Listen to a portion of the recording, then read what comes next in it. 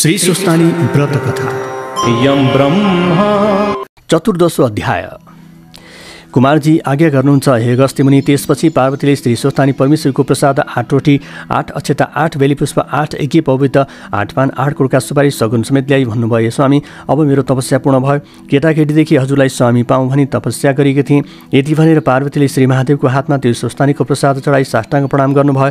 हे परमेश्वर, श्री सुस्तानी परमेश्वरको व्रतका प्रभावले मैले हजुर जस्तो स्वामी पाएँ।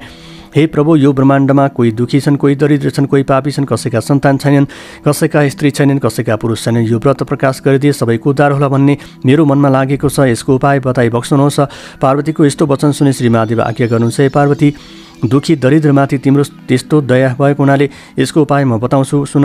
अहिले अश्वत्थामा ऋषिलाई बोलाएर रसातल पातालमा पठाऊ।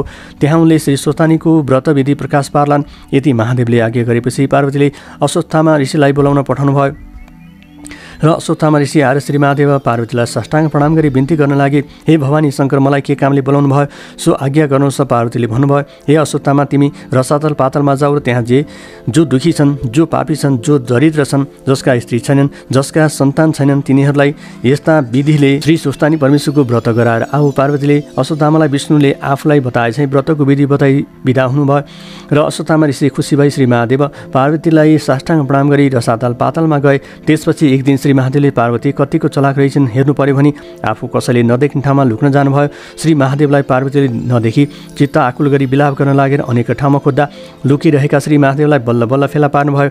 पार्वतीले आज्ञा गर्नुभयो, हे ईश्वर, हजुरले मलाई किन छली लुक्न जानुभयो? म सुन्दरी भइन अथवा मन परिन? यस्तो प्रश्न गर्दा श्री महादेवले केही नबोली मनमा विचार गर्नुभयो। यी पार्वतीले मलाई यसै छोड्ने भएनन्, फेरि अर्को रूप लिएर वनविहार गर्न जानु पर्यो भने त्यहाँदेखि अन्तर्ध्यान भई नेपाल खण्डको श्लेषमान्तक वनमा जानुभयो र एक किराँतको रूप लिई शिकार गर्दै हिँड्न लाग्नुभयो। श्री महादेवलाई पार्वतीले फेरि नदेखि मनमा साह्रै दुःख मानी। श्री महादेवले मलाई किन छल्नुभयो, कहाँ जानुभयो भनी मनमा चिन्ता गरी ध्यान दृष्टिले विचार गरी हेर्नुभयो।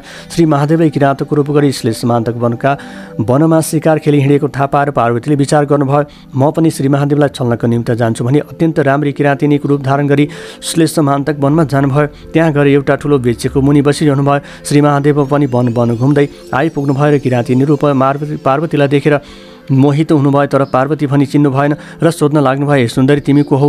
देवकन्या हौ कि यक्ष कन्या हौ कि नागकन्या हौ कि अथवा अप्सरा हौ? मैले हेर्दा त तिमी जस्तै राम्री यो ब्रह्माण्ड संसारमा धुनै दुर्लभ ठान्छु। फेरि एक्लै यो वनका बीचमा आइकिन बसिरह्यो।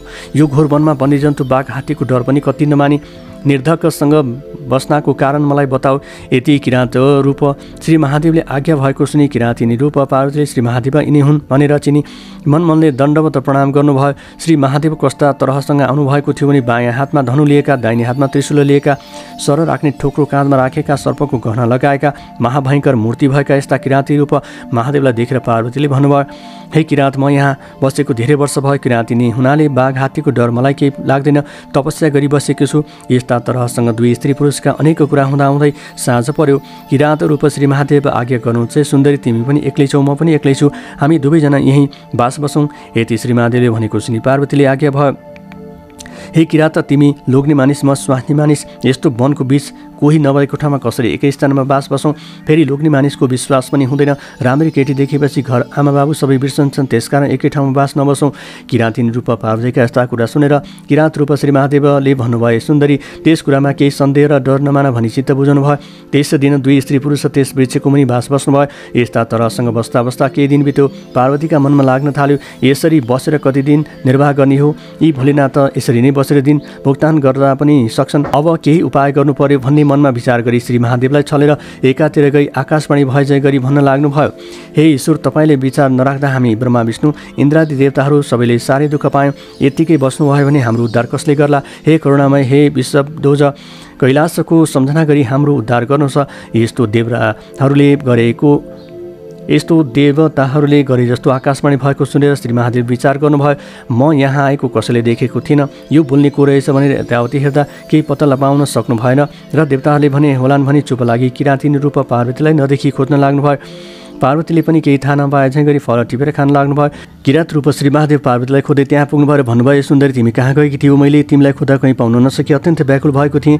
किराँती रूप महादेवको यस्तो कुरा सुनेर किराँती रूप पार्वतीले भन्नुभयो, हे किरात, मलाई साह्रै भोक लाग्दा फलफुल खोज्न आएकी थिएँ। यस्तै प्रकारसित अनेकौँ कुरा गरिरहँदा पूर्ण चन्द्रमा भन्दा पनि राम्री पार्वतीलाई देखेर श्री महादेवको चित्त चञ्चल भयो र किराँती रूप पार्वतीको हात समात्न लाग्नुभयो। महादेवले यसो गर्दा किराँती रूप पार्वतीले भन्नुभयो, हे किराँती, तिमी कस्तो रहेछौ? के तिम्रो धर्म यही हो?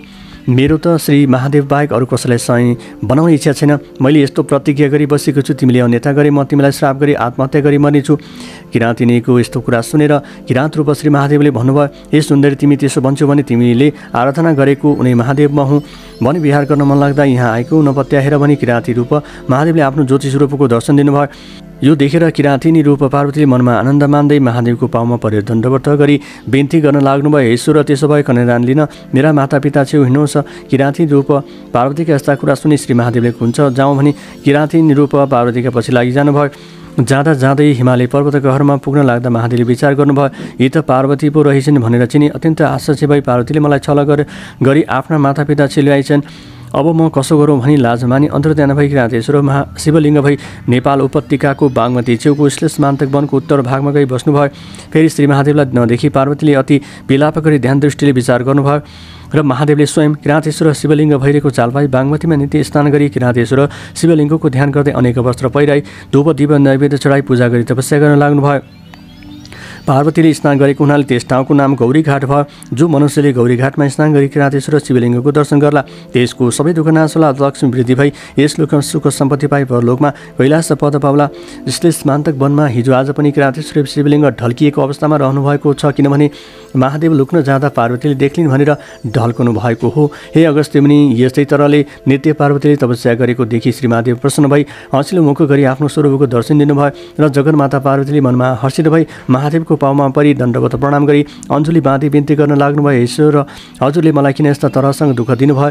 म हजुरकी मन नपर्दी भएँ कि भन्दै अनेक तरहसँग विस्मात गरेको सुनि श्री महादेव खुसी हुनुभयो। महादेवले पार्वतीलाई अङ्कमाल गरी आफ्ना काखमा लिई त्यहाँदेखि अन्तर्धान भई हिमालय पर्वतको घरमा जानुभयो। श्री महादेव र पार्वती आएको देखि हिमालय पर्वतले अत्यन्त खुसी भई पुष्पवृष्टि गरी आसनमा बसाली 84 पकवान तयार गर्दै भोजन गराए।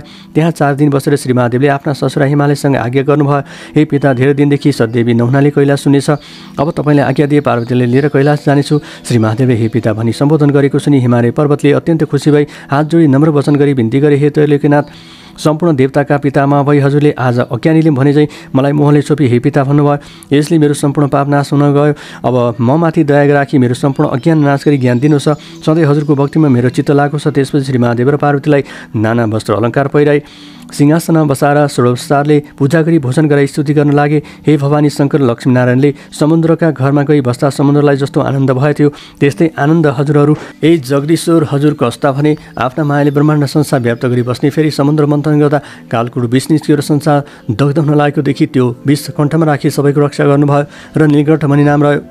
हे विश्वम्भर, आफूले सृष्टि गरी आफूले निस्मार गर्ने यस्ता हजुरलाई कोटी कोटी नमस्कार छ। हे पर ब्रह्मा त्रिपुरासुर दैत्यलाई मार्दा हजुरको सामग्री कस्तो थियो भने पृथ्वी रथ, चतुर्वेद घोडा, चन्द्र सूर्य रथका पाङ्रा, ब्रह्मा सारथी, सुमेरु पर्वत धनुष, शेषनाग धनुको ताँदो, श्री विष्णु बाण थिए। यस्ता हजुरलाई कोटी कोटी नमस्कार छ। हे युगेश्वर ब्रह्मा पनि हजुर, स्थावर पनि हजुर नै, जङ्गम पनि हजुर नै, यमका शासक पनि हजुर, नारायण पनि हजुर, सत्व रज तम त्रिगुण पनि हजुर नै, मृत्यु पनि, कालका काल पनि, गुणका गुण पनि, देवताका देवता पनि, अनाथका नाथ पनि, विश्वरूप मूर्ति पनि, आदि अन्त्य नभएका पनि, अष्टवसु पनि, द्वादशादित्य पनि, दिक्पाल पनि, ब्रह्माण्ड संसारका सम्पूर्ण प्राणीका हृदयमा बसेर पाप पुण्यका साक्षी भइरहेका पनि हजुर नै हुनुहुन्छ। हे विश्वध्वज, हजुरको महिमा वर्णन गर्न चतुर्मुख ब्रह्माको र 1000 जिब्रा भएका शेषनागको पनि सामर्थ्य छैन भने मेरो कसरी होला? यस्ता तरहले हिमालय पर्वतले नाना स्तुति गरेको सुनि श्री महादेव सन्तुष्ट भई हँसिलो मुख गरी आज्ञा भयो। हे पर्वत राजा, तिम्रो भक्तिदेखि म प्रसन्न भएँ। सधैँ मेरो भक्तिमा चित्त लगाई कैलाश पद पाउनु। अब हामी जान्छौँ भने हिमालय पर्वत र मेनकासित विदा भई वृषभमा चढी पार्वतीलाई काखमा राखी कैलाश पर्वतमा गएर प्रमथ गणसहित भई आनन्दले रहनुभयो। यदि श्री स्कन्द पुराण केदारखण्डे माघमात्मे कुमारस्थी सम्वादी जानी परमेश्वरी व्रत कथा श्री पार्वती परमेश्वर कैलाश प्रवेश नाम 14 अध्याय।